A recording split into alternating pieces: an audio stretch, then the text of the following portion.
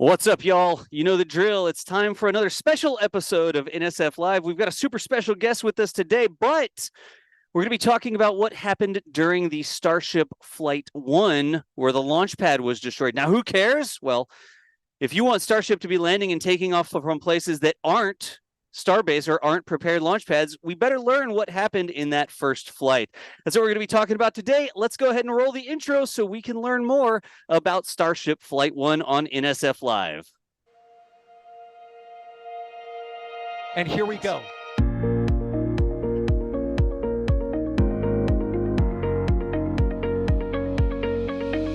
have liftoff.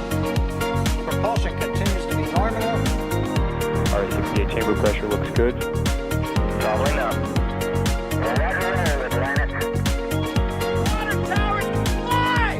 Yes! Thank you. Tango down to nominal. Flight downside FD off. Bring in FD off. Off. It's orange! Orange 45! Oh my god! Oh my god! Decollage. What is it? Put that in the big bag, 343 unfolds to go. Indeed. We rise together, back to the moon and beyond. This methane would be igniting in the flare, correct? Yikes. You bet. We don't need any more of these.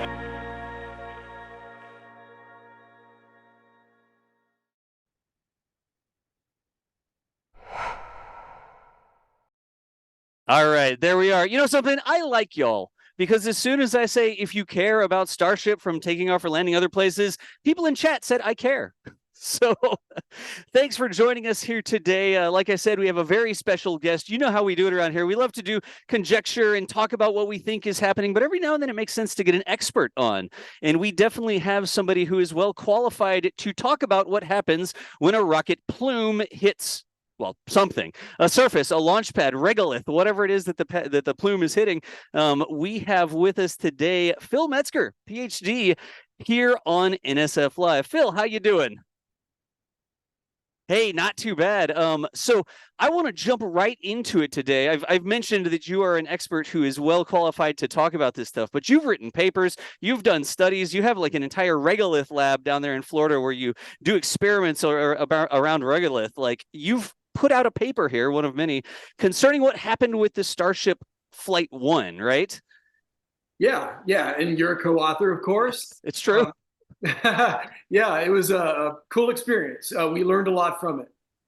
All right. And so I want to start the show with this because people are going to come in and they're going to say, well, who cares? Like Starship Flight 1 was a long time ago and SpaceX has already fixed the launch pad. Like we've seen the upside down shower head, the deluge system with the water and all that sort of stuff. And it's been working. We've got 2 other flights after Flight 1.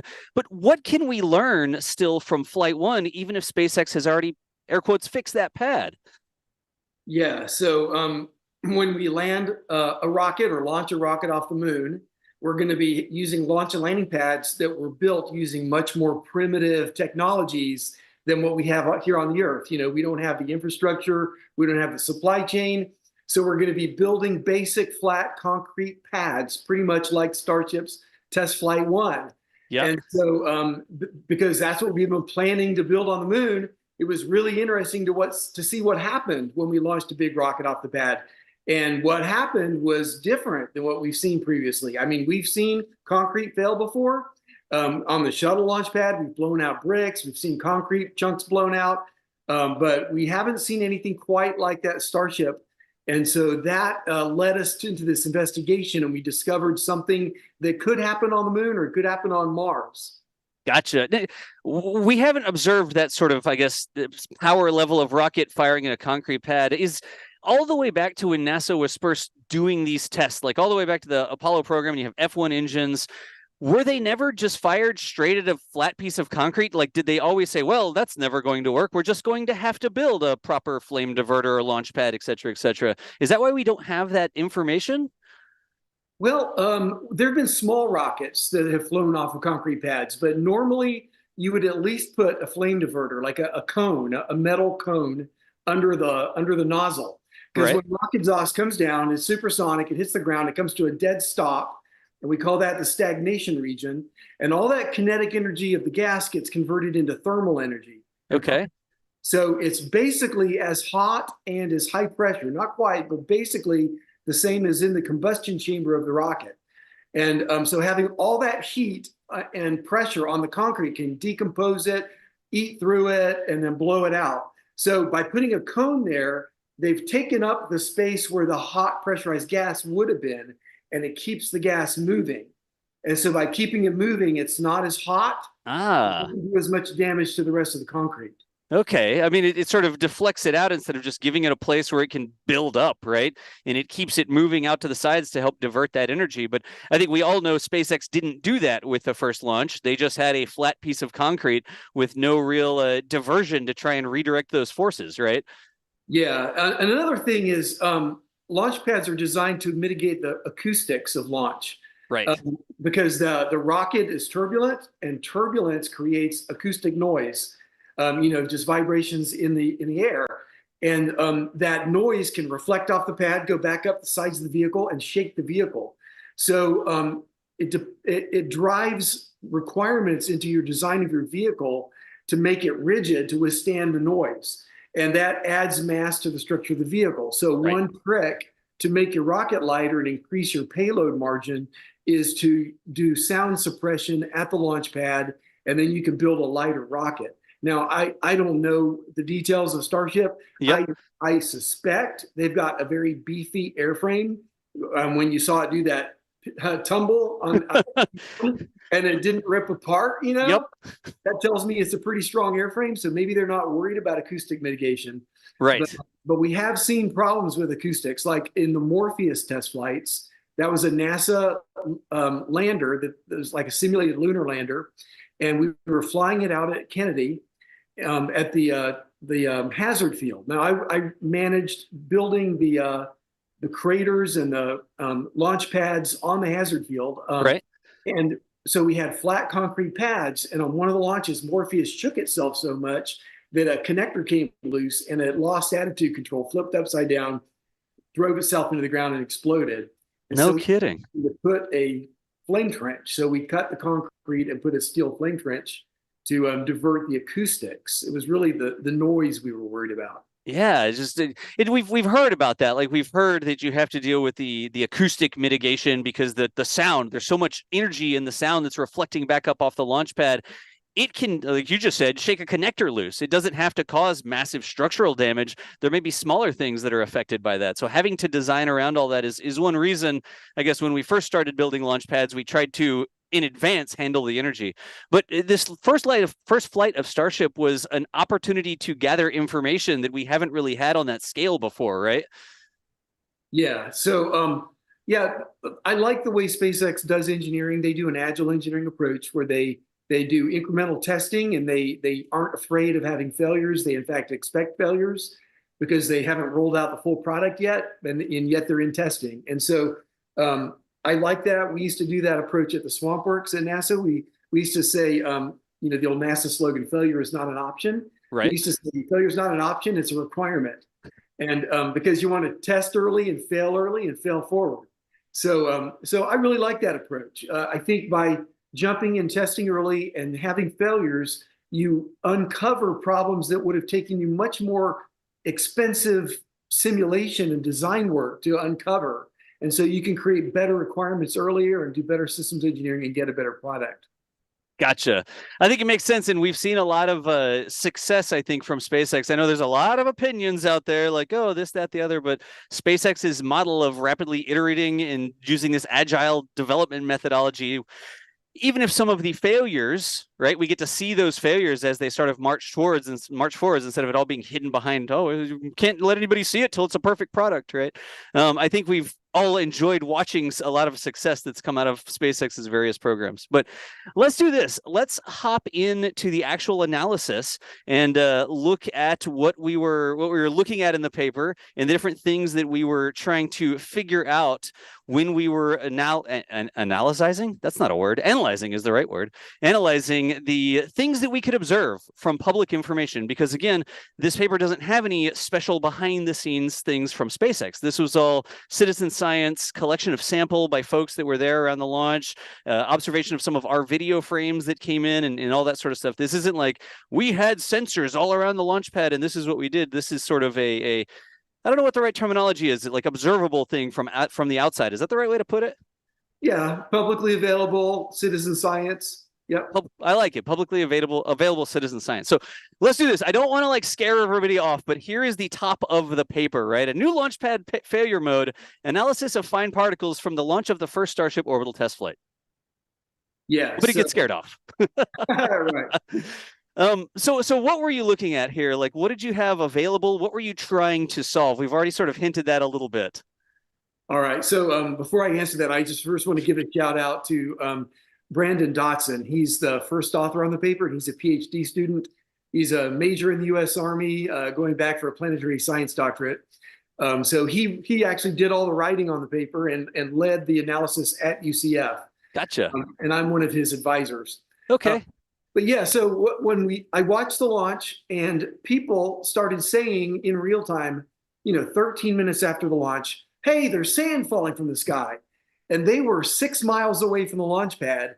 And I've spent my career studying the ballistics and plume interactions of sand for the moon and Mars. Yep. And I said, there's no way a rocket cannot blow sand 6 miles because the atmospheric drag is going to stop it.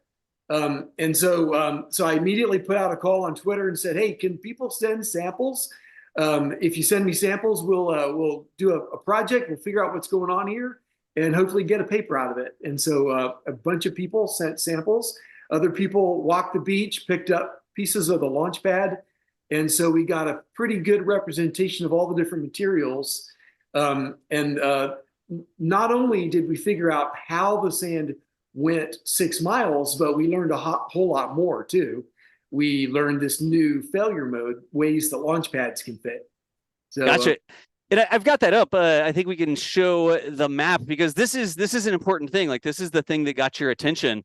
Here we've got Starbase, Boca Chica, et cetera, lots of little stars are where our cameras are all over the place. But the launch pad is right in this area, right? Like here's the SpaceX orbital launch pad.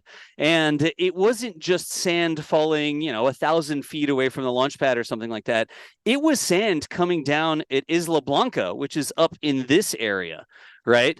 And that is actually 6+ miles away from the launch pad. So the first thing that sort of got your attention was, hey, if there's a launch pad down here and whatever happened, whether it was a pad explosion or the rocket just firing directly on loose sand or whatever, there's nothing ballistically that should have been able to transport that sand 6+ miles, right? That's right. If you shoot the sand faster, it's going to go farther, but only up to a point. And after that, it's always going to stop. The drag forces are going to stop it, slow it down, and then it's going to come falling straight down from the sky at a finite radius. There's just no way you can shoot sand through dense atmosphere that far. And that's like the drag to mass ratio of the sand. Like a sand particle is very small and you would think wouldn't have very much drag, but it also barely has any mass. Like it doesn't weigh very much, so you don't have a lot of energy. Regardless of how hard you hit that piece of sand, you can only put so much energy into it, and the atmosphere is going to drag that out, so it's going to fall back down, right? Yeah. So you can do this experiment at home to see this. I've done this myself. Just get some gravel, get some sand, and get some baby powder. Mix them together. Take a handful and just throw it. Yeah. Baby powder will just stop instantly. It'll be a cloud around your hand. The sand will go intermediate distance, and the gravel will go the farthest, because of the ballistic coefficient. So on the moon, by the way, it's the opposite. On the moon, it's a vacuum. Okay. The rocket exhaust is actually speeding up the materials. And so the baby powder would go the farthest, the sand would go the second farthest, and the gravel would go the least farthest. Because there's no drag. The exhaust speeds it up, it flies out into vacuum, and then there's nothing to slow it down again. Okay. And you've written so many papers. I don't even know how to say all the different papers you've written, but you've studied that as well. Like if you were to land on the moon, or when we did land on the moon, what happened? Like where did those particles end up? Did they go into the orbit? Did they go all the way around the moon? And then subsequently, how can landing or taking off from the moon affect the hygiene, I don't know if that's the right term, the safety of the lunar environment, like in low lunar orbits. If you do that over and over again, how much are you going to kick up without that atmosphere to drag it back down again? What are you putting into orbit around the moon that might potentially affect other things? Yeah, and it's possible that some of the ejecta could stay in cislunar space over a protracted period. We know that the finest dust, like below 10 microns in size, Yeah, a fifth of a human hair, so they're really small. Particles that size can be ejected completely off the moon. And I thought they would just go into orbit around the sun, but somebody pointed out, no, it's, well, the three-body problem. If you're watching that TV show. yeah. No spoilers. Yeah, so it's a three-body problem with the sun, the Earth, and the moon, sort of. Well, four-body problem with the dust speck. With the dust itself, So yeah. we can't really solve yet how much of that dust is going to get trapped in cislunar space. Will the solar wind clear it out or not? So we've had people starting to look into that question. But yeah, it's a concern. Vehicles in low lunar orbit could get damaged pretty bad by ejecta coming up off the surface. Gotcha. And so this is, we're not doing that yet. We're not landing on the moon every day, every week, every year even. We don't have sort of this economy that has a moon base that we're resupplying and all these things. We are going to want to land on the moon at some point in some unprepared location where we haven't built the infrastructure for it yet. And maybe we get there one day where we're building these, what was the other thing? Lunacrete, like lunar concrete made of lunar regolith. But we don't have that yet. And so understanding the impact we'll have when we start trying to land on the moon, especially bigger and bigger rockets, is important. Like, that's why we need to study this stuff, right? Yeah, well, I mean, there are literally 50 ways to build a landing pad on the moon. We had a project at NASA where we brainstormed and we came up with 50 different methods. Yeah. Some of them have been tested, microwave sintering, and baking lunar soil in ovens to make pavers that are interlocking. Those have been tested. So we know we could roll that out to the moon. But the pragmatics of it, how's the rocket going to interact and how do you maintain it? Those things we really don't know anything about it yet. Gotcha. So need to do more science, it sounds like. Yeah. And a big part of that is like experimental data, like actually observing something that's happened and to see if it matches the model or the theory or whatever you've come up with, right? Yeah. Well, and I think we got to get back to the moon too, because we can't do this engineering on the Earth. It's going to take experience in the lunar environment. Gotcha. Okay, so what caught your eye with the whole Starship Flight 1 was the fact that these things got transported further distances than you would expect that they would be transported. So to get there, we have to get them from somewhere. I guess that's a good way to step into it, right? We know that they were out there trying to sweep the launch pad, and they typically try to clear the fodder away from the pad. We also know that the pad suffered a massive failure in the first launch. Like, there was literally a crater underneath it. We saw, I don't know, bus-sized pieces, car-sized pieces of concrete flying through the air at all sorts of different velocities. But those things, pieces of concrete, wouldn't make it that far. Like you said, ballistically, I don't think you could move a piece of concrete that far either. So how do you figure out where sand came from? It didn't come from on top of the pad. It wasn't just left over. How do we get there? Like, step us through the process of where that sand came from and how the exhaust got to that sand. Yeah, so people sent us these samples, and when we received them, including samples from the beach, from close to the launch pad, big chunks, we could see right away there's different materials. There was fondag, there was ordinary concrete, and then there was something that was a rock. And to this day, I don't know if it was limestone or sandstone, but it was a sedimentary rock that was part of the ejecta that came out from the launch pad. And that sedimentary rock had crevices in it that had sand jammed in it. And so when Brandon brushed the sand out of that rock, it turned out that sand was ordinary beach sand, and it was stuck all over the rock. And so we were pretty sure that was the lower layer of the launch pad construction, and it was in contact with the sand under the launch pad.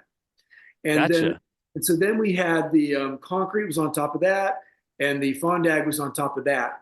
But when we did the analysis of all the particulate that fell over Port Isabel, that particulate was an exact match for the sand that came off of the limestone. That came off of the limestone, which would most likely have come from underneath. Because if you've been to Boca Chica, like you've been out to the beach, there are no real exposed limestone outcroppings, right? You're up in the hill country, you have limestone that's right at the surface layer. I don't see that at Boca Chica if I'm walking around. I see beach sand literally everywhere because it is a beach. But if you had a more solid piece of limestone that had that sand in it, I think it's probably safe to surmise it probably came from deeper down, not just the surface of the ground. Did I say that right? Yeah, and the person who found it assured us that that was a piece of ejecta that fell. It wasn't just natural limestone on the beach. Right. I want to emphasize that the people who helped with this paper, all the co-authors, didn't just give physical samples. You know, they gave us videos, they gave us photographs, they gave us eyewitness testimonies. Yep. All of that went together in putting the story together. So you know, we had their observations of the nature of how it lay on the ground, and based on that, they assessed that this is real ejecta. That makes good sense because it's not just like, oh, here's a rock to look at. You've removed it from its environment, so you've removed some of its context, right? Like the important thing if you're gathering a sample like that is, you know, was it a crater that was in the ground and you found this at the bottom of the crater, or did it roll or ricochet or skid across the surface? And it's not just observing the sample itself, it's observing the context of this area that the sample's taken from, right? Right. Yeah. And I don't remember the details on the limestone, but I remember questioning, and the person who found it said, yeah, this is definitely ejecta. They had no doubt about it. Gotcha. Makes sense. So we've identified that we've got some stuff. There were photos that came out as well. Like we were always sort of in a area.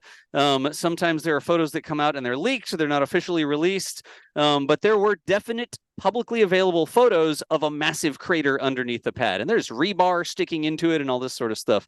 Was that something you used for the paper, or is that like you just acknowledge that that exists? How does that work? I'm sorry. You mean the imagery from SpaceX? There was imagery from SpaceX, but there was also, I guess, earlier imagery of this huge hole in the ground that ended up on Reddit and all this sort of stuff. Yeah. Like Well, so available. we took very crude measurements of the hole. I mean, it played into our final assessment of what happened. You know, the depth of the hole, and then the thickness of the concrete. You could get an idea about how much of the hole was down into the sand. Right. And we were concerned with how much groundwater was vaporized when that hole was blown out. And so we were concerned with what fraction of the hole was originally sand.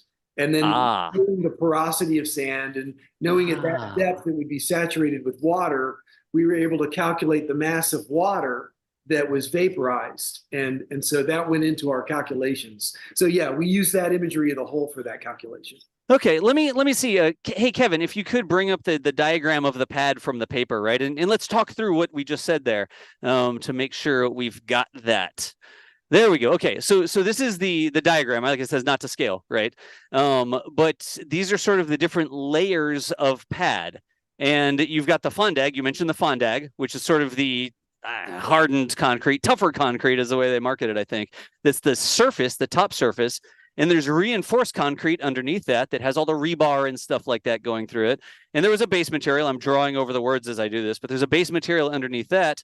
And then underneath the base material, there was the naturally occurring sand, like the terrain that they built the pad on top of, right? Or they dig down to it and they build a pad on top of that.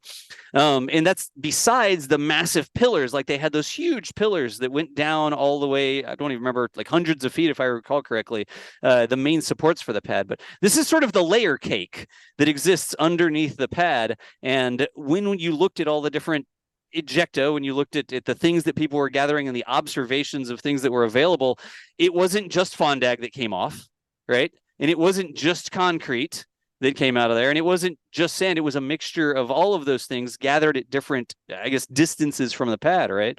But in there had to be something that wasn't part of the pad itself, like the sand underneath it. And you just said you were calculating the amount of groundwater. And I guess that's super important because the materials like fondag and reinforced concrete, yes, they can have water content in it, and it has to cure for some amount of time. And if you heat up concrete, it can pop because, right, there's water left in it. But the sand probably has a lot higher carrying capacity for groundwater than a piece of concrete, right? Oh yeah, absolutely. Right. Sand is like 50% porous. You know, so if you have saturated sand, 50% of the volume of it is water. Gotcha. So what you were looking at, like saturated sand, water that's mixed in with the sand, what you were looking at is, we know the pad exploded, right? We observe chunks of concrete flying. We observe things falling down in Port Isabel, like raining from the sky in Port Isabel. But how did that happen? Where did that energy come from? Well, the rocket's the obvious answer, that the energy came from the rocket, right? But how did the energy get stored or redirected or deflected in such a way that it caused chunks of concrete to go places and erosion from underneath the constructed part of the pad to go places? Like, where do you start when you're looking through that? Yeah, so we were looking at the ballistics of the chunks. You could see splashes in the ocean, and you could see some of these splashes were like 20 meters high, which is how tall is it? Like a 5-6 story building, I think. Yeah, 5 or 6 story building. So these are big chunks of concrete hitting the ocean. And for a continuous flow, even a rocket exhaust, you're not normally going to blow a chunk of concrete that large, that fast. Yep. So in the ballistics, we calculated how fast did the concrete have to go to reach the ocean in that amount of time. And the answer was, it was a ballpark 90 meters per second. Okay. So length of a football field per second is how fast it was going. And, even a rocket exhaust isn't normally going to accelerate concrete in such a large chunk to that velocity. So it wasn't just a continuous flow. It looked more like an explosion, like built up energy that blew it all out. And there was a couple other pieces of evidence. You can see the plumes of from the launch pad. There's like a symmetric 6-flowered plume. Yep. And then a 7th plume shot up the middle after about a 6-second delay. Right. So 5 or 6 seconds. And so that extra plume that suddenly shot up was most likely when the launch pad suddenly failed. You can see it shooting up at a high. Yeah, there's the low ones going out. Yep. Or just a little bit. You'll see just to the right side of the rocket is that extra plume shooting up. Right side of the rocket. Let's see here. I'm going to see. Yeah, there we go. We're stepping through it. Yeah, so there we go. It forms like those flower petals because of the structure of the launch pad. Like there's 6 legs, and the legs sort of block exhaust from going out in those 6 directions. So you get these 6, I guess, sidewards flows, right? But then there's a 7th one that appears. Can we see it in this video?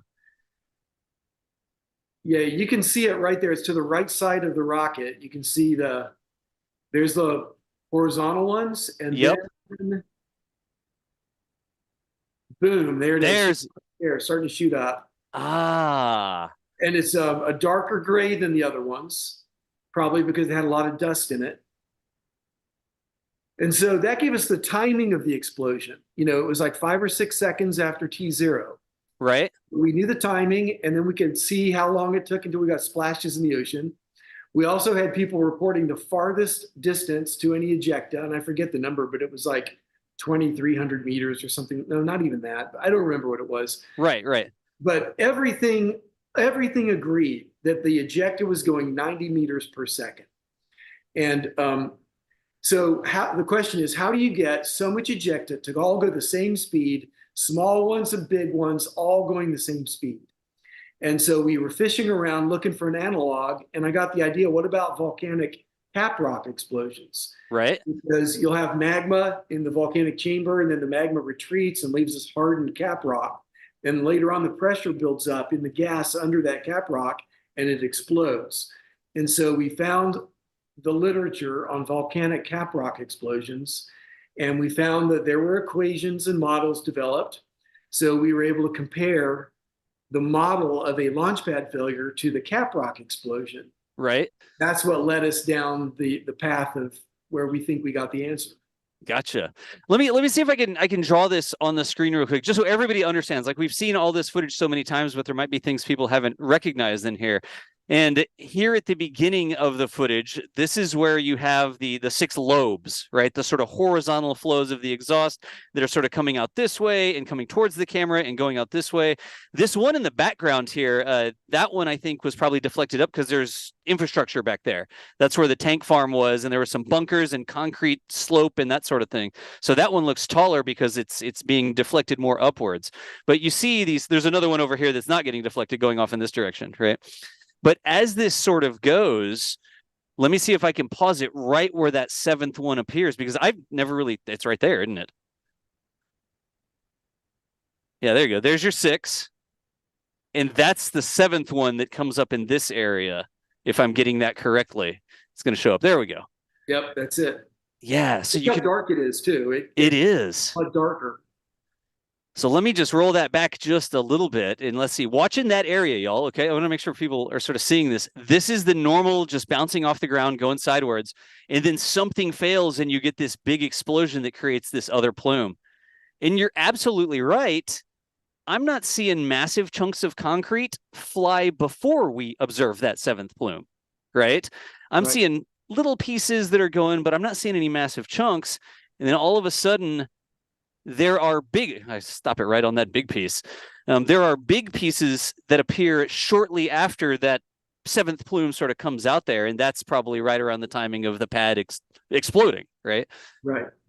No kidding. Like we've seen these, we're like, wow, that's a big piece of concrete, but I don't think I've ever really put together like, geez, here's that other thing that's coming out, and you don't see those big chunks until that other thing happens, which was the explosion. Is it proper to say explosion of the pad?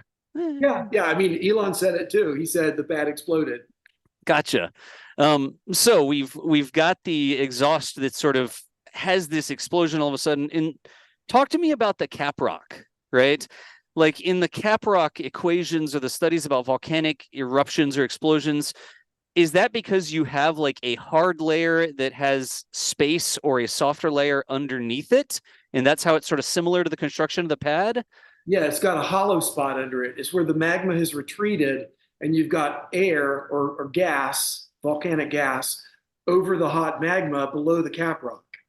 Okay. And eventually that gas pressure builds up. You know, the magma has water in it from, deep in the crust of the earth and all the way down in the mantle. There's dissolved water. And so there's water and other gases evolving out of the magma. Yep. It pressurizes the caprock until eventually it fails, explodes. And so people did, back in the 1950s and 60s, when we first started getting computing, they started doing computer simulations of volcanic caprock explosions. There haven't been any modern ones. All of these simulations were done a long time ago. I guess we feel like they've answered the question, so nobody's ever revisited it. Right. But what they found was that the velocity that the junk blows out is a function of 2 things. It's a function of the pressure of that gas, and it's a function of the mass of the gas. So the more gas you have under it mixing in with the ejecta, then the faster the ejecta goes. And it turns out that the mass of the gas is actually more important than the pressure of the gas. And so they ran a whole lot of simulations, and they plotted the results. And they said, here's on this axis, we've got the mass of the gas. And on this one, we've got the pressure of the gas. Or I think maybe. And they plotted, this is the velocity that the particles go anywhere on these lines. And so 90 meters per second, if you look at okay, so first of all, let me say, the pressure underneath the pad should have equilibrated with the dynamic pressure of Starship. So Starship is pushing down, and then the pressure under the pad builds up, and at some point they equal each other, so they're sort of canceling out, right? Yeah, so it would equilibrate to that. So I don't have data on Starship's first stage, but I went to Wikipedia, the source of all knowledge, and I looked up their thrust, and multiplied by the number of engines and divided by the area, right? And so that gives you pressure. So it's a little hand wavy, no doubt, but I mean, it's all hand wavy. This is the way physics models often are. But that gives you something like 2.6 megapascals. Okay. Recall? And so 2.6 megapascals is in the range of some smaller volcanoes or some, lower pressure volcanoes. So it is in the range of volcanic caprock explosions. And then you look over to what pressure would you need, or what mass of gas would you need to get 90 meters per second. Right. And, there's a range, but so the question was, did that much gas build up under the launch pad? And it wasn't enough. If you just look at the rocket plume itself getting through cracks and how much Right. space was under there, it wouldn't be enough until you take into account the groundwater. Okay. And by the way, I'm going to give a shout out to people on Twitter, X. People kept telling me ideas and really good ideas, and people thought of things before I did. Yeah. Somebody on Twitter said, "What about the groundwater?"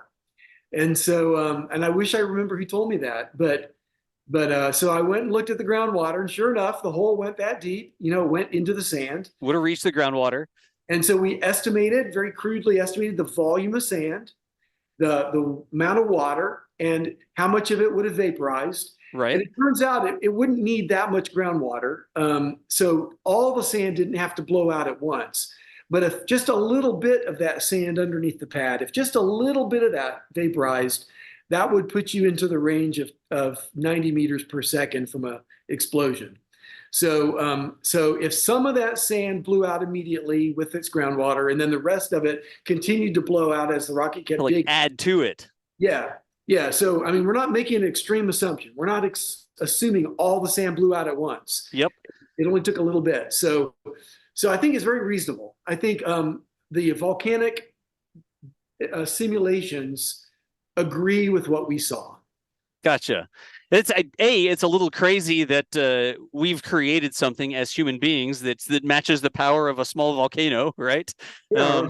I guess there are other things like that, but it also puts into context, wow, volcanoes are powerful. Like there's some natural forces out there.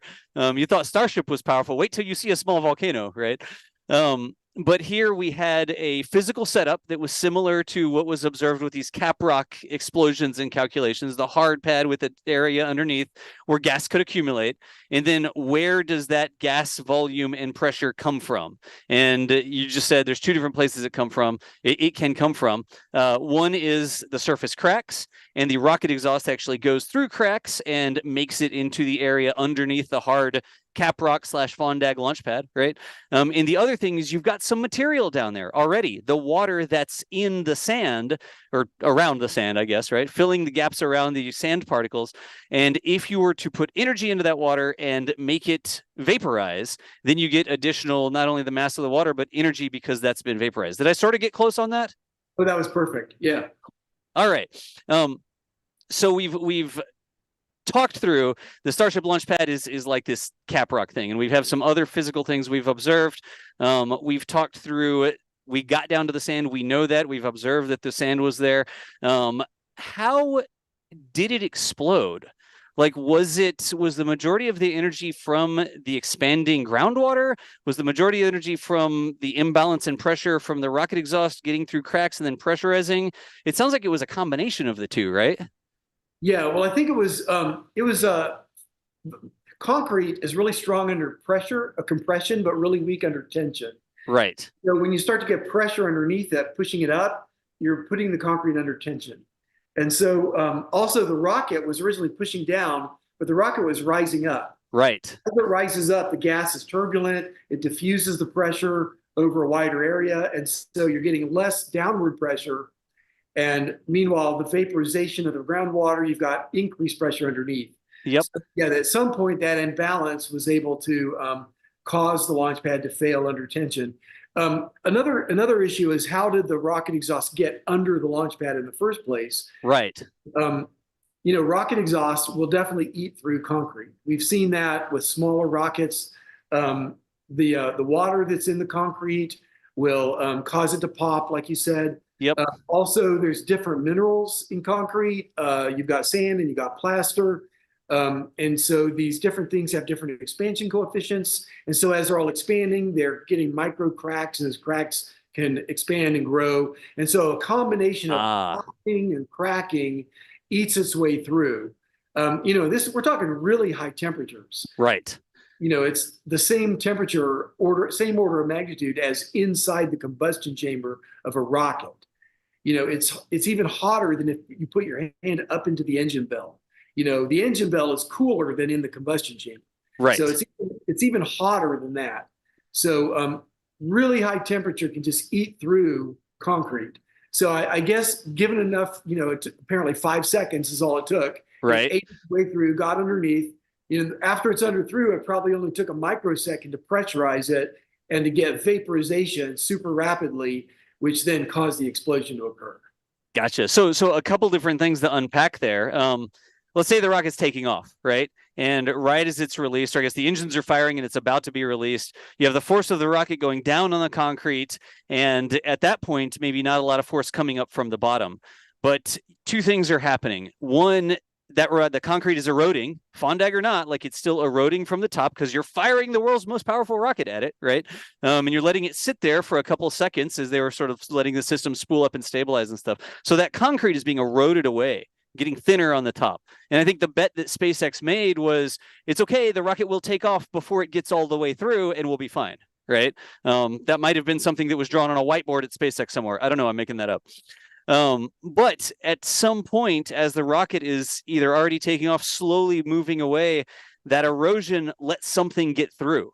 And you start to get the exhaust going into the area underneath, which triggers both of the other things. The rocket exhaust itself is pressurizing the cavity, I guess realistically making a cavity, and it's also vaporizing the groundwater, right?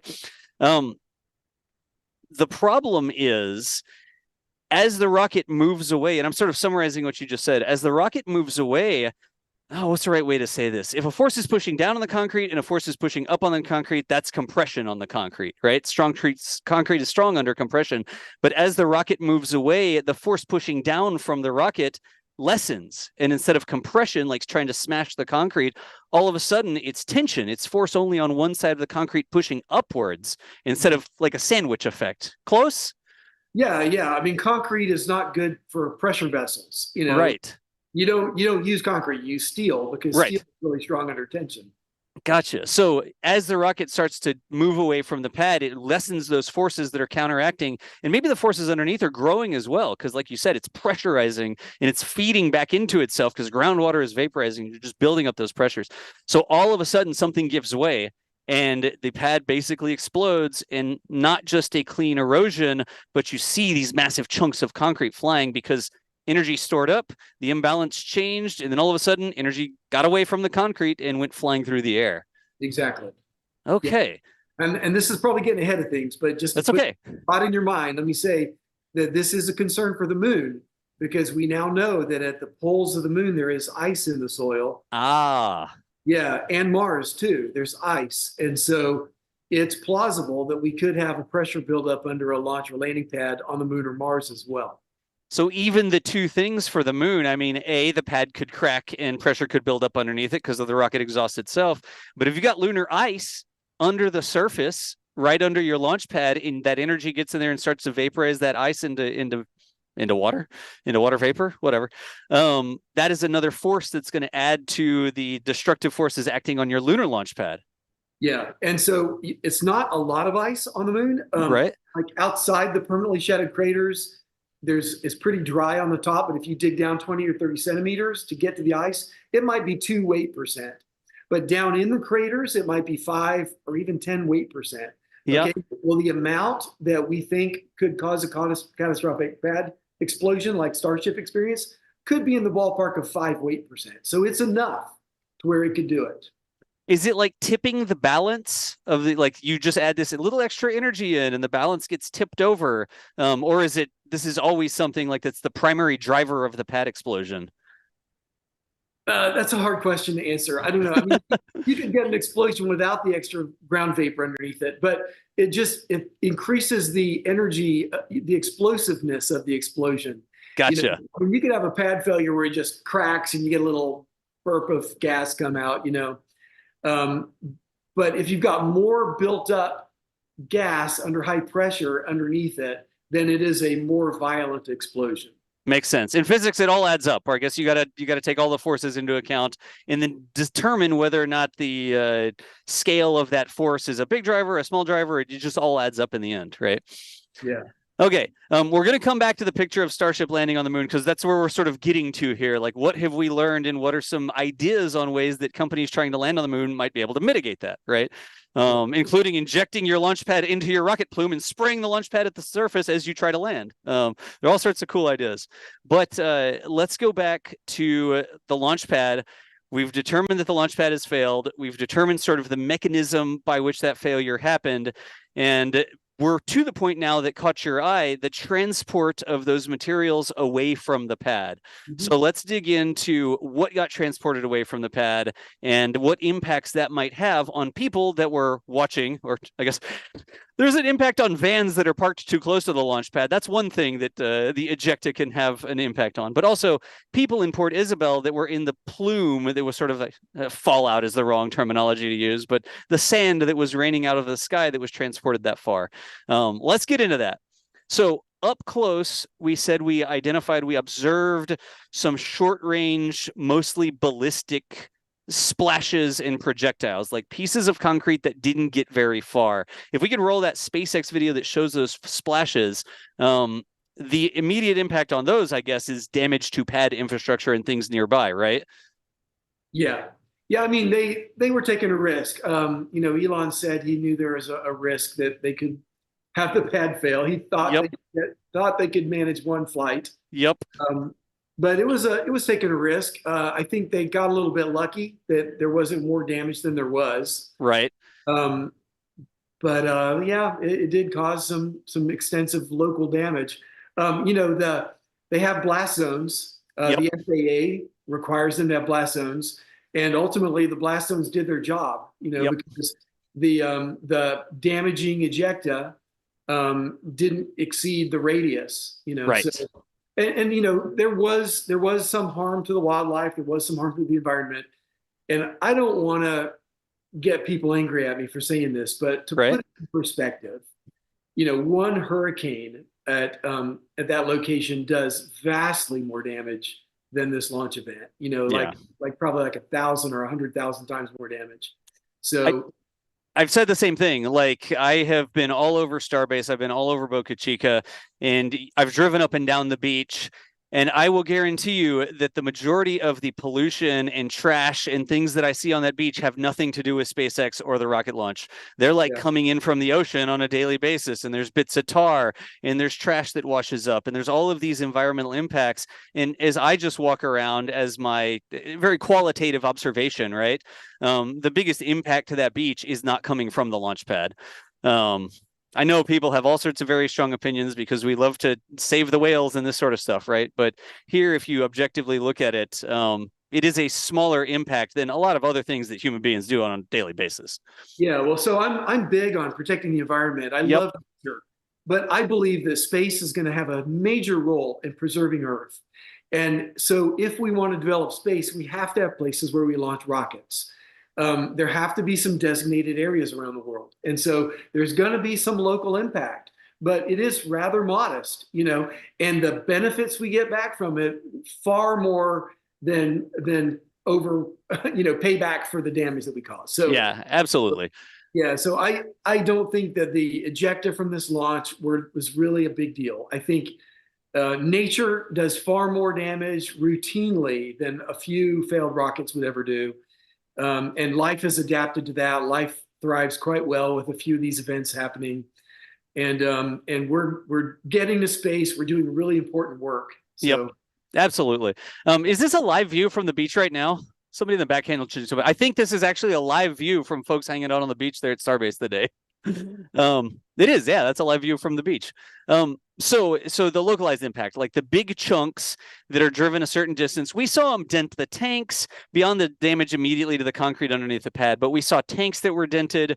We saw some tanks that were actually leaking after the launch as these bigger chunks sort of hit them. The vertical orbital tank farm there had a couple, it looked like failures that they had to just let vent out, but those pieces that were flying short distances did some damage. And like you mentioned, I want to reiterate this.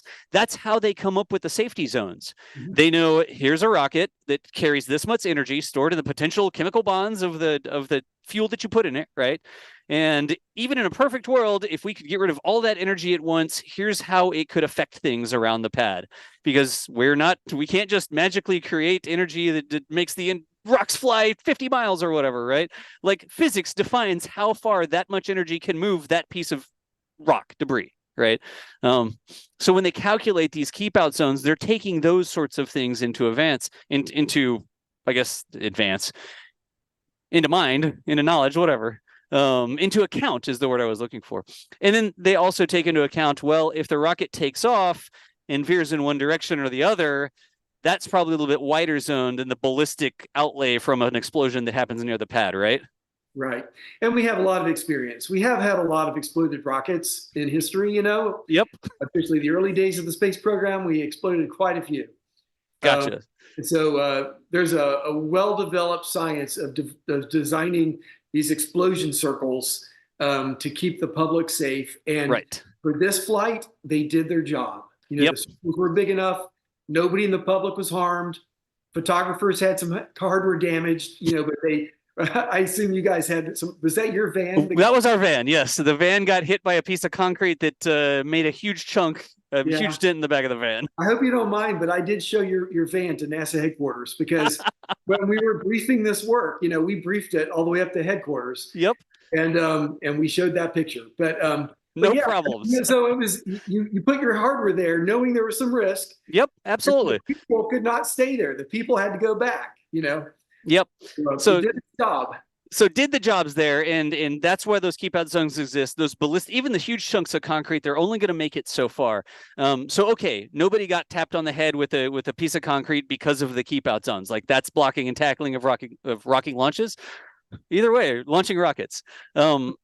The dust cloud, though. We observed a dust cloud that was kicked up in the atmosphere, and this brings us back to what caught your eye. You talked about at the very beginning. This dust cloud that was moved a long distance, much longer than it would move ballistically, and ended up in places where people live. Let's talk about what we did or what you looked at there to determine where that came from and what it was comprised of and whether or not it accounted for a public safety hazard, right? Yeah. So one of the weird things people told me, and by the way, I'll just say that in my years of working as a scientist, I do a lot of this forensic work. Right. To figure out what happened after the fact, because I've been studying rockets blasting holes.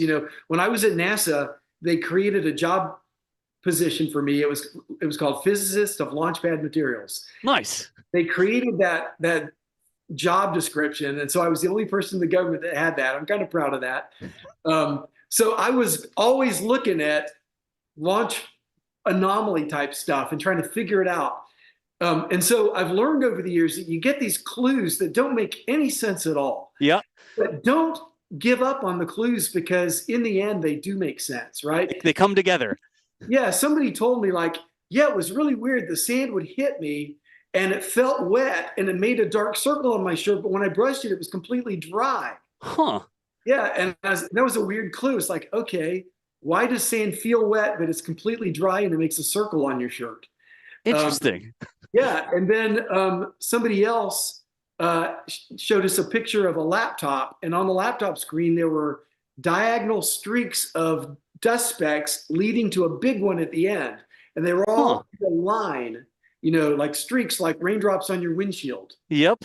And so what we finally, and we also were able to prove that the dust and the sand that fell from the cloud. So that sixth lobe, that's the seventh lobe, came up from the launch pad, it continued to rise, and that became a cloud that traveled north over Port Isabel and dumped stuff. Okay, so we got pictures, we measured the cloud, we got wind data, we went to weather data repositories, and we got the height, the speed of the wind at different altitudes.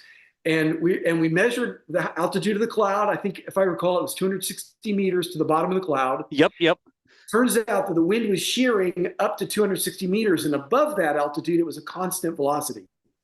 And so the cloud was above the shearing zone, and it was traveling at the same speed that the weather data told us. And then the sand started dumping right when that cloud got overhead. I see you're showing a picture of the initial, how high particles would have to go to stay airborne for 13 minutes. Right. The function of their particle size. Yeah, so we did ballistics calculations. I've been developing the equations for this for many years, Yeah. trying to perfect the lift and drag equations, trying to get it very sophisticated. So I think it's very accurate. So I ran these simulations to try to find out for these different sized particles that fell on Boca Chica, how fast would they have to be going? And I can barely read it. Necessary start height. Yep. Yeah, for them to fall for 13 minutes. And that's in meters. Yeah, that's meters on the left-hand side, and it's particle diameter in microns Yeah. on the bottom, and it's for a 13-minute fall time on this plot. Yeah, so a very small particle, like a 1 micron particle, you can see would only need to be a very short height, and it would take 13 minutes to fall to the ground. But some of these particles that were falling over Boca Chica were like 500 to 1,000 microns. You know, it was coarse beach sand. Yep. And so that would need to be 1,000 to 10,000 meters altitude, so like a kilometer or higher. And that cloud was only 260 meters up. So, right. So ballistic transport doesn't agree with how long, you know, the sand was in the sky before it fell down. Yeah. So here, like what we're looking at is, did there need to be some other mechanism that would transport it all the way 5, 6, 7 miles to Port Isabel, right? And you can't just take a particle that high and drop it, and given, you know, whatever other environmental considerations, it'll just end up 6 miles away. By looking at this, you're sort of proving that there needed to be some other mechanism that made that size particles, those coarse beach sands particles, make it all the way to Port Isabel, right? Yeah, and by the way, it was mostly coarse beach sand. There was a very little of it that was smaller, like 10 microns. Right.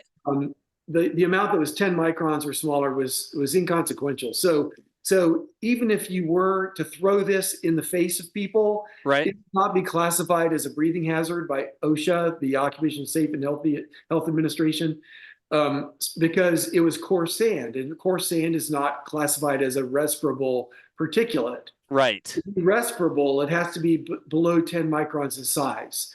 Anything coarser than that, it's going to hit the sides of your nose, and then you're going to sneeze, and it's going to come back out. It's not going to get all the way down into the bottom of your lungs. That's the thing. Like there was a concern, right? And one of the reasons this paper is important is because people are saying, you know, it's really bad to breathe pulverized concrete.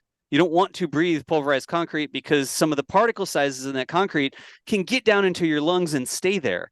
And that's a function of the size of the particle and how well they float around in air, and can you breathe them in, and do they stay in the airstream that you're inhaling, like in the middle of your nose and down your throat into your lungs? Like, how deep into your lungs can these particles get? And it really comes down to particle size.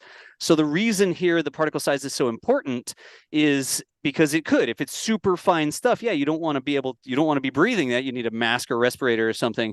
Yeah. But if it's coarse stuff, if you picked up a piece of, like a handful of sand and threw it into the air and then tried to breathe it, you wouldn't really be able to get that sand very deep into your lungs. It'd get in your mouth, get in your eyes for sure. But it's not going to collect in your lungs at the sizes that normal beach sand is, right? Right. Okay. Yeah, so there's actually specifications at OSHA. When I was at NASA, I was the manager at the Granular Mechanics Regolith Operations Lab, which was part of the Swamp Works. Right. And so I was responsible for all the safety, and we were dealing with this stuff. I wrote all of the safety documents in that lab, and we are very cautious with it. You know, I tell people, do not mess around with respirable safety. Always follow the rules. We follow the ALARA principle, as low as reasonably achievable. Right. So, you know, if you can get 10 times better than the OSHA limit or 100 times better, that's good. But what I'm saying is, based on all my experiences over the years, that this stuff that fell from the sky was no hazard. It was same as just playing on the beach. It was not a big deal. I mean, it might be a little annoyance. You have to brush it off of your car, you know. Let me tell you about our equipment out there every single day. When you get a wind that comes through, everything's coated in sand in the first place just because the wind was blowing. So we're constantly having to clean off camera lenses. And even over on the Port Isabel side, we have cameras on the second closest private house to Starbase. There's one house that's a little closer, and we're on the second house there. And just on a regular basis, those things get coated with sand and salt and all sorts of stuff, just through natural events that happen every single day out there. Yeah. So the other thing that could have been a hazard, even though it was not respirable particulate. And let me just say one more thing about that. Sure. The OSHA standards are based on being exposed to it every day for 8 hours a day for your whole career. Oh, wow. Okay. So, I mean, you're allowed to have like a 10-minute exposure. There's permissible exposure limits. So having a brief, 1 minute fall of sand, at one time in your life, there are so many layers of margin in this that it's just not an issue.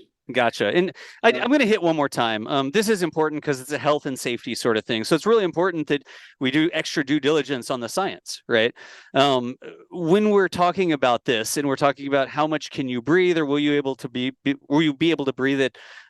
This is very important when you're breathing things, because once stuff gets into your lungs, there's not a lot of normal ways for it to get out of your lungs.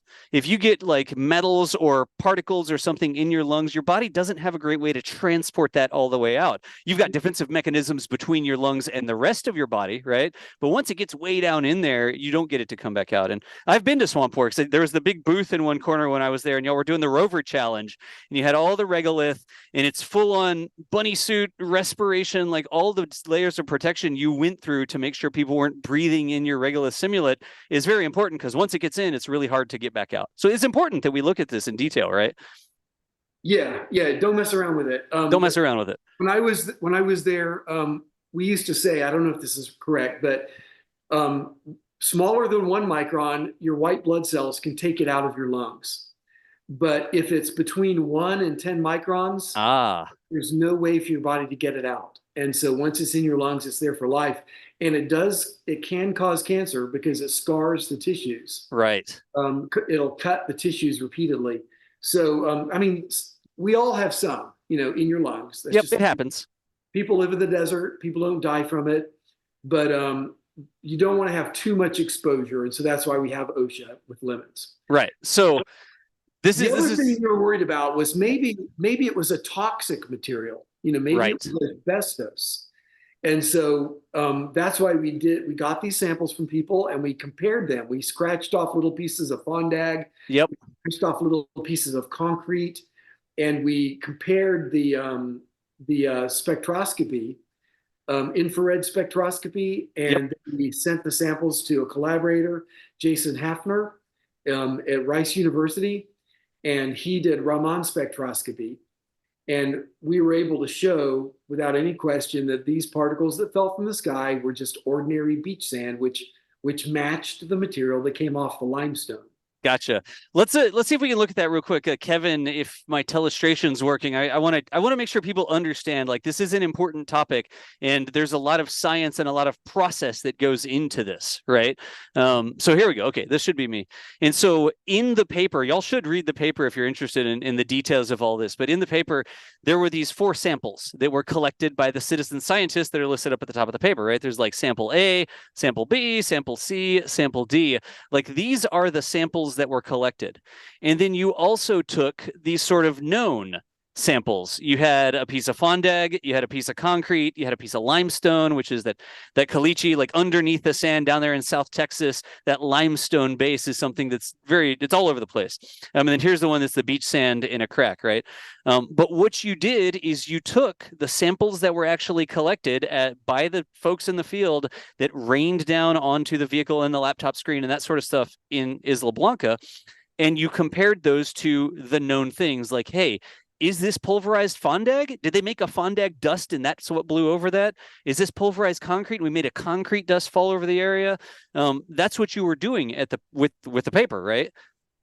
Yeah, exactly. So Brandon Dotson, the PhD student, he did the infrared and visible spectroscopy, and it's not completely diagnostic, but it's able to show that materials either are the same or not the same. Right. It doesn't tell you what the material is, but it just gives you a yes or no, thumbs up, thumbs down. Right. So he was able to see that these the sand that came from the sky matches the sand that came off of the limestone. Right. So I've got that up to now with like the different paper things, the paper graphs. This is the visible, the VIR and NIR graph, which is kind of rough. It shows that it's sort of similar, but it's not really conclusive what that one's showing. And if you scroll down a little bit, Oh, go to the next graph, Kevin, where the lines are more lined up. There we go. Here you see the different samples. This is the beach sand versus sample D, sample C, sample B. And look how similar this is. Like these lines almost exactly match up. There's a couple little peaky outliers that are mentioned in the paper we could talk through. But I really want to get down to the Raman. I always say it wrong. Raman spectroscopy, because this is where you can actually, I think it's firing a laser at the material. And the laser makes the material sort of fluoresce, like put out a spectrum, and you have a sensor that reads that. And based on the return you get, it can tell you what that material's made of, right? And that's one of the things that was done in the study. You took the sample and you compared it to a known spectra return from the first one's quartz, right? Am I getting pretty close here? You know, it's been a long time since grad school. I'm going to say you know more about it than I do. My wife does this for a living, and I was being briefed before the show to make sure that I understood the concepts that my wife works with every day. But this is important because what this graph is showing is you can take the thing that was gathered from Isla Blanca, and you can basically fire a laser at it and try to figure out what that material is. And that sample B very closely matches the known spectrum for what quartz would return. And what is sand made of largely? Quartz. So you're not getting like a return for asbestos or calcite, which would be in concrete.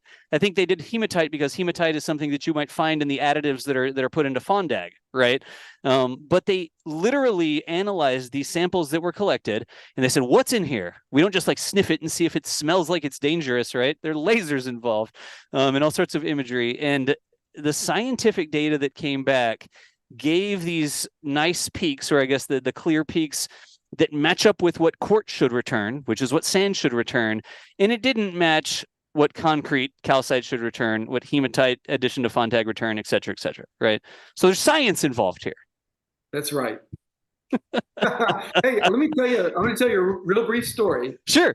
So way back, I think it was in Tsarist Russia, there was a train, you know, the Siberian Railway goes a long distance. Yep. And some bags of gold were delivered. And when the bags of gold arrived, the gold was all gone and the bags were filled with sand. And so they got a scientist to study the sand, and they did the same thing. Uh-huh. They were able to prove which rail station along the way the sand came from. And so that's how they caught the thief at the rail station. So we're not the first group to ever do this.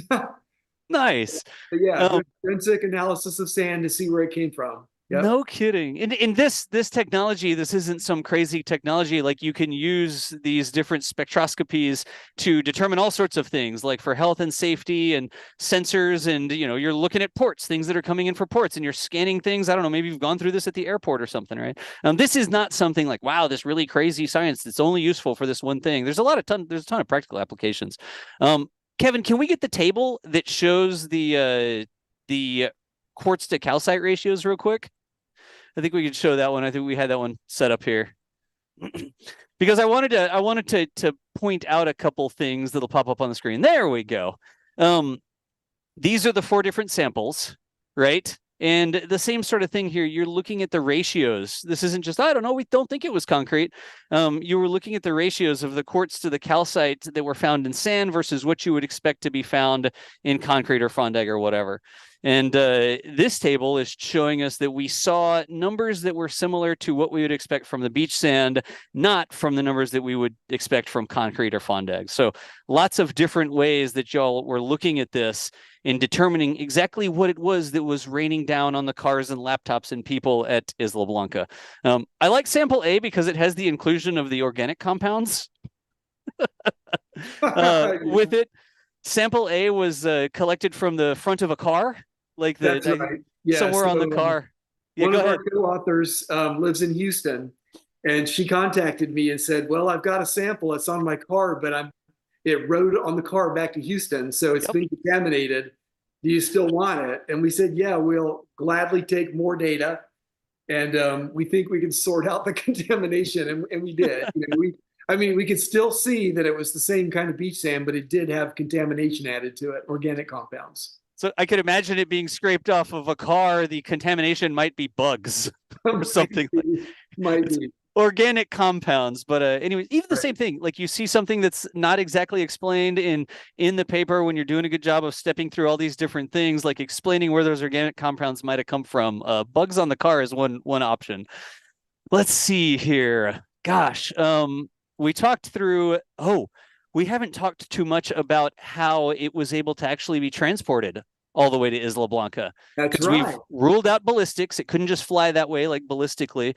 There had to be something that kept it in the air as it was blown in that direction by the prevailing winds up above 250 meters, right? Yeah, and so I'm a planetary scientist, but I don't do atmospheric physics. Brandon, the PhD student, was the one who first came up with the idea that maybe there's circulation in these clouds. Right. I've always wondered, you look at these clouds, they look like they're puffy and stationary and they're not moving. But when an airplane flies through it, the airplane suddenly jolts, right? Yep. And so there's a lot of air motion. And I've always wondered, why does the cloud look so stationary if there's air motion going on inside? But so anyways, I did go into the literature on clouds, and this has been studied quite a bit. And there are toroidal motions inside clouds. And this cloud especially should have had toroidal motions. It should have had a lot of circulation inside of it because it was hot, because this cloud was made by a rocket. Ah. Now, this was the hot rocket exhaust from Starship. And when rockets burn, the primary result that you get is always water and maybe something else. So what Starship gives off, right? It gives off water and CO2. Yep. When it burns.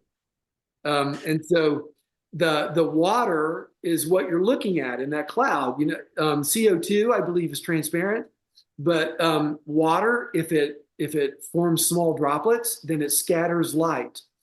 And so that's why clouds are opaque. The light goes in and the light comes back out again. None of the light, you can assume a good approximation that the cloud is not being heated or cooled that much by the sun. So the light goes in and it comes back out.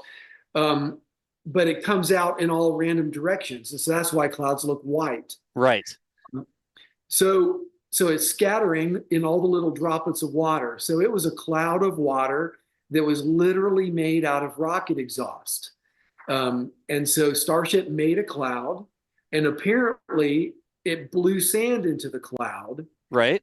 And then the cloud had all this heat and was circulating and keeping the sand airborne through the circulation. Meanwhile, the local winds predicted that it would blow straight towards Port Isabel. And we plotted on the map, and indeed, the winds pointed it straight that way.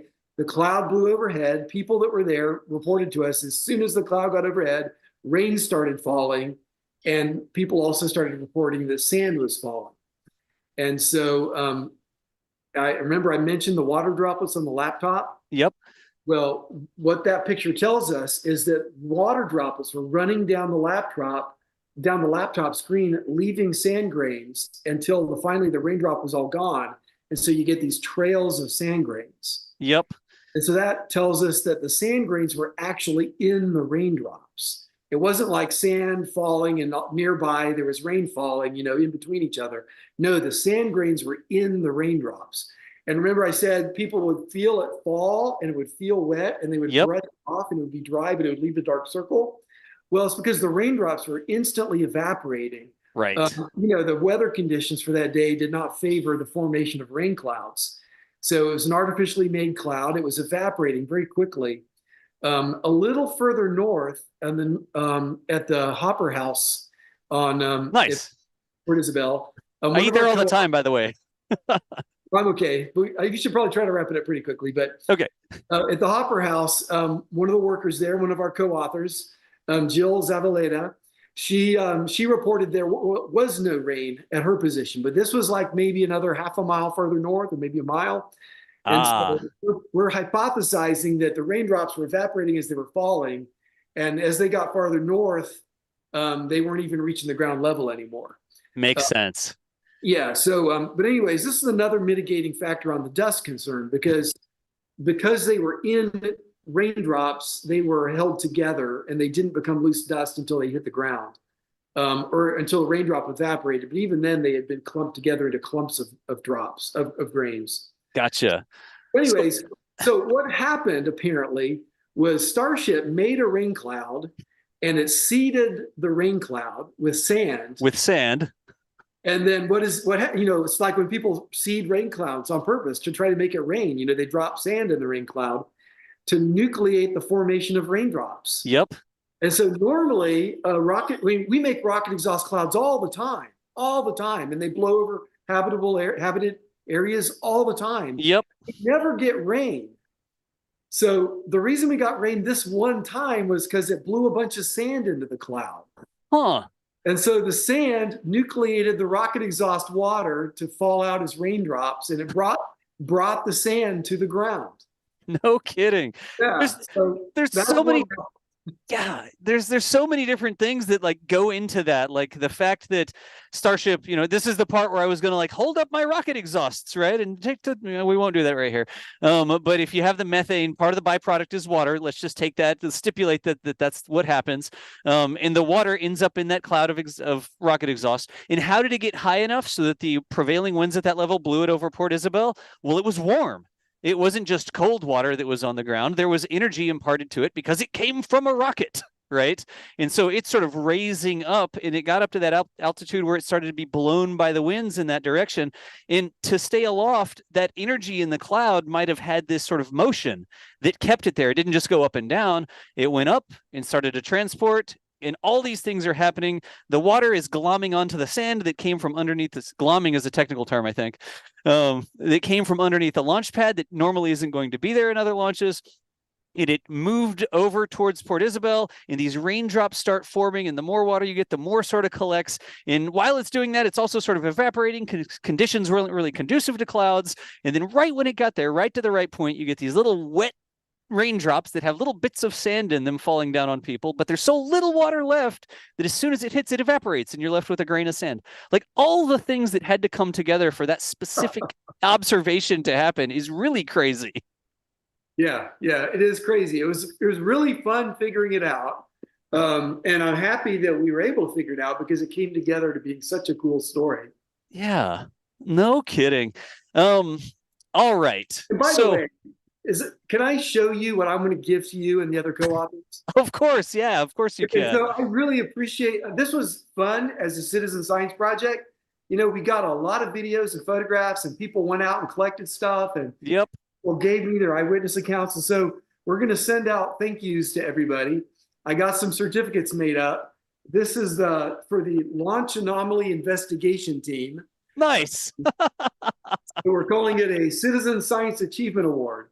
And so the Center for Lunar and Asteroid Surface Science is what funded me to do this analysis. And so they're providing certificates, and we also had some patches made up.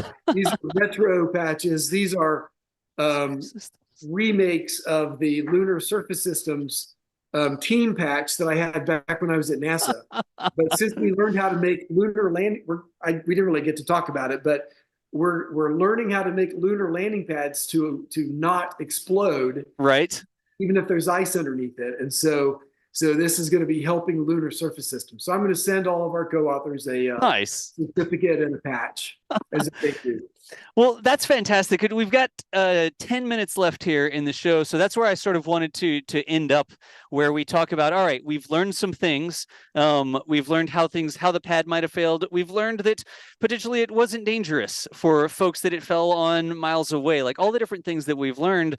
But what are the other applications? Like, let's end the show on how can we use this knowledge to help us design launch pads on the moon and maybe Mars so that we can safely land and take off rockets from there. Let's jump into that as the end of the show here. Okay. All right. So we have seen other launch pads fail. Like there was a test at Pisces. That's the Pacific Island Space Center for Exploration Systems. They're located on the big island of Hawaii. And they did a test where they took simulated lunar soil that had been baked into pavers that were interlocking. So they held each other down, and they built a launch pad, and they fired a small rocket, and the pavers got flipped over. It blew out most of the pad. And so we came to believe that was because the paver cracked, gas got under and it flipped the pavers over. Right. But it wasn't an explosion. You know, that was different with the Starship launch. We never saw an explosion like that before.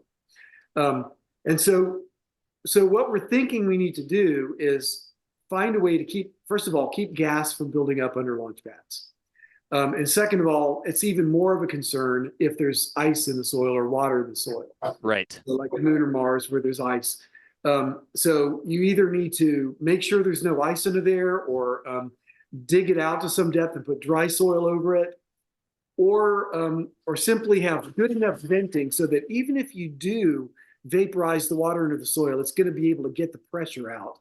So what we're looking at now is ways to build vented launch pads. So there's actually a company called SysLoon that has a contract with NASA to develop vented launch pads.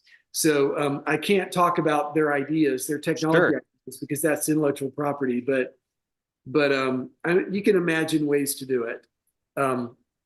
And so, anyways, I think that's got to be the solution. Second of all, we have to worry about not getting cracks in the launch pad so that you don't get gas intrusion underneath it. Right. So one classic way to do it is to put a cone, under the rocket. Yep. The problem is if you're landing over a cone, your legs have to come down around the sides of the cone, right? If you've got a lot of confidence in your positioning, in your navigation and guidance and control, then you could just land over a deflector cone. But the problem is you're introducing a failure mode by putting a cone under there, because if you come down off center and one foot pad lands on the cone, you could tip. Right? Makes sense. So I don't think that anybody's going to want to do that. Now, I don't know. SpaceX is working on a way to catch a rocket as it lands. Right. So they're working. I mean, there's no reason why we can't do these things. We should be able to build highly controllable rockets and highly controllable ground systems that are interactive with a lot of built-in intelligence. So that's coming, and we're going to be able to do it. But you got to get the technology mature enough and get everybody confident in it so that we can rely on it. Right. I don't think that's going to happen right away. I think that's part of it. Like, everybody's like, oh, well, of course we'll have landing pads on the moon. And it's like, well, yeah, eventually I bet we have landing pads on the moon. But at some point we're going to need to land on the moon in such a way that the pad's not prepared. And how do we get down there the first couple times so that we can land the robots or whatever, our automated bulldozers that are going to build these pads for us on the moon that we subsequently land on? And that sort of brings us around to some of the things we've looked at with Starship and everybody that tries to land on the moon, right? Not specific to any one company. If you have a huge engine that's pointed down at the lunar regolith and you're firing that engine as you try to land, what happens underneath? And can you land in such a way that you're still stable after that happens? And if you need to take off again, what happens to the ground underneath you if the ground is necessarily not prepared, right? You haven't been able to do that yet. There's a picture of the moon. Nice. Yeah. Well, so on the moon in the Apollo missions, some of these Apollo moon landing deniers, they'll say, well, there was no crater. So they claim that's evidence that we didn't really land on the moon. Right. I'll tell you that's evidence we did land on the moon, because if we tried to fake it, we would have dug a crater. Right. Because it's like, where's the crater? And then we landed on the moon expecting there should be a crater. But as it turns out, it didn't make a crater. Right. Well, it turns out the lunar soil is really frictional and really cohesive. And it's also very impermeable. Remember I said sand is like ballpark 50% permeable? Right. The lunar soil is less permeable. It's maybe 30%. And it's porous. Sure. But because the particles are so fine, it's also vastly less permeable. So when the Apollo lunar module landed on the moon, how far did the gas go into the soil? Only about a centimeter or two. Because even with high pressure, it's really resistant to the gas going in. And so the soil did not dig a deep crater locally under the rocket nozzle. It did make a crater, but it was a toroidal shaped crater that was about 1 meter in radius, So the deepest point was about 1 meter from the nozzle, and it was only like 3 to 6 to maybe 12 at the most. I would say about 6 centimeters deep. So Gotcha. about that deep, gradually over a meter.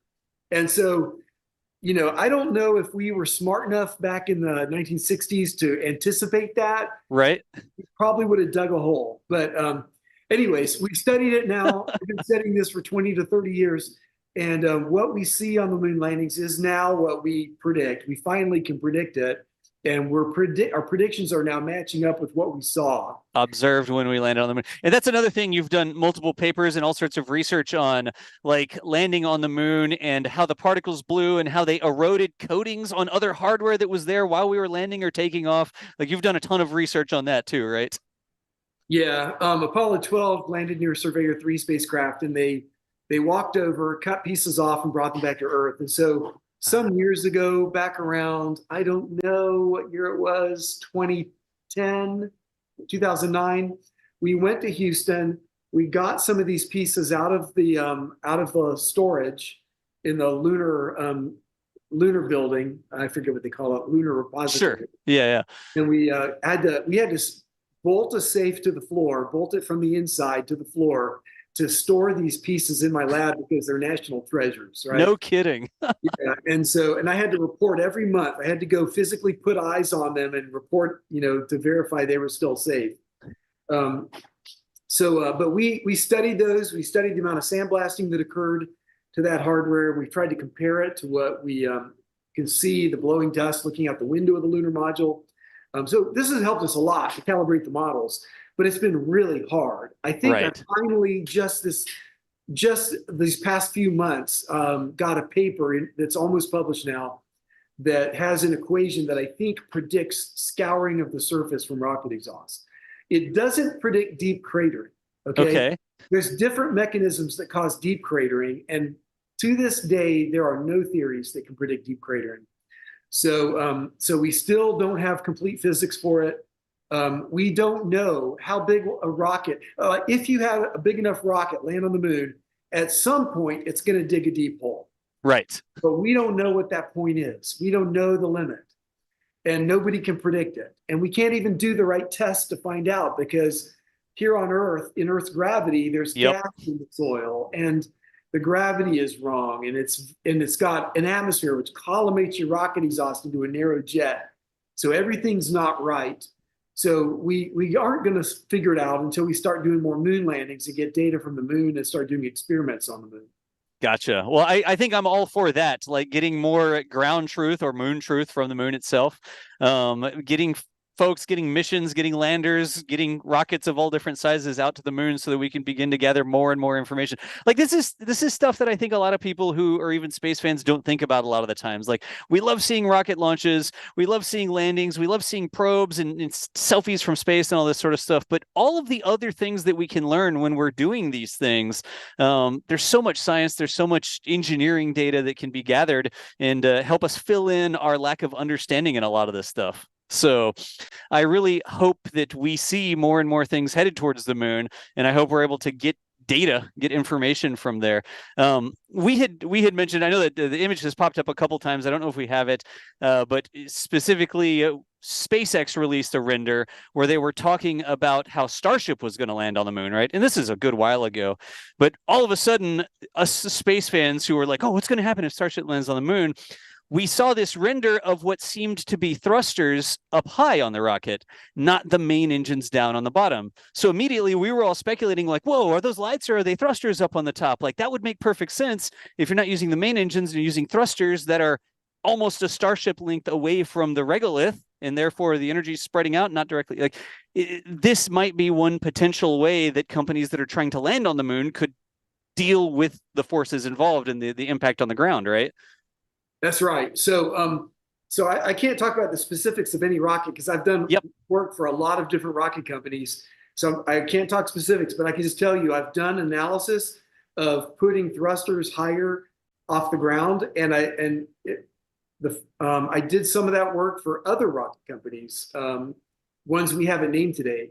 So some of these, so I can tell you in generic terms that putting thrusters higher is a really good solution, or it's a really good mitigation. The gas is still going to go down and hit the ground, Yep. but you spread it out so much that the drag forces on the sand grains is much lower. And because the drag force is lower, the sand grains don't get up to as high of a velocity. Right. So they don't go as far. They don't do as much damage if they hit anything. And I can't tell you for sure. I'd have to go run numbers to find out, but you probably get less erosion as well, less total erosion. Well, I know you do, because the paper I've got in review right now, I was analyzing the lunar module, and the erosion rate increases as you continue to get closer to the ground. Right. I mean erosion rate, total erosion, where you've integrated over the entire region. So spreading out the gas not only reduces the velocities, but it does reduce the total erosion of soil. So it is a very good mitigation tactic. It makes good sense. Like, I continue to have more and more questions because I love learning about stuff, and I love thinking about stuff. And I'm sitting here like, well, the lunar regolith is really sharp is probably the right terminology. Like, they talked about having that get in seals and how the astronauts had to get rid of it, like brush it off, and would it cause damage over time? And I wonder if part of that sharpness of the edges, for lack of me not having a better term, causes it to lock together better. And as the force sort of acts on it, if you have less force because it's coming from a further distance away and therefore spread out over an area, like, does that regolith locking because of the specifics of how the geometry of those little grains and particles are? Anyways, I just have tons of questions. We've used an hour and a half of your Saturday afternoon here, 90 minutes. So as many questions as I may have, I think we are going to come up on the end of our show here. Anything else? Like, was there anything you wanted to say to the folks that are watching, or any last thing we didn't cover that you want to talk about? I'll just say I'm really excited about getting back to the moon. I think humanity is going to be doing a lot of activity in space over the coming decades, and I think this is the point in time when human civilization is extending beyond one planet. So I'm really excited about what we're doing. I'm excited to get back to the moon, excited to learn how to build landing pads on the moon and start doing research on the moon. Not just research about the moon, but using the moon as a place to do research so we can study how rocket exhaust blows soil on the moon and learn how to extend civilization beyond space. So that'll be my closing statement. Outstanding. Folks, chat, folks that are viewing, give a big thanks to Phil Metzger here. Phil, thank you so much time again for taking time out of your weekend. Just so much good information. Not even specific about any one thing, just the process that you go through and the rigor and diligence that the folks working on the paper here went through for this one specifically important thing about something that we all think is really interesting. Just thank you so much for the time here this afternoon. All right. All right. Folks, that's going to be the end of our show. Thanks to everybody who makes this happen. The teeny tiny font for our launch directors and flight engineers we're displaying on the screen here. Y'all know the deal. If you missed part of the show, you can also scroll back and see it again. There are all sorts of different things that you can do. But the one thing that I would ask you to do is think. Like, when you see things on social media, when there's new information that comes out, think about it, because there's an awful lot of things that go into the things that we love and love to be excited about. But make sure that you keep an open mind and you're ready to learn more, because that's how we move forward as a planet, I guess is the right way to say it. Once again, there's all the thanks in chat for Dr. Metzger, and we will see you nerds later. Thanks for watching. And here we go. We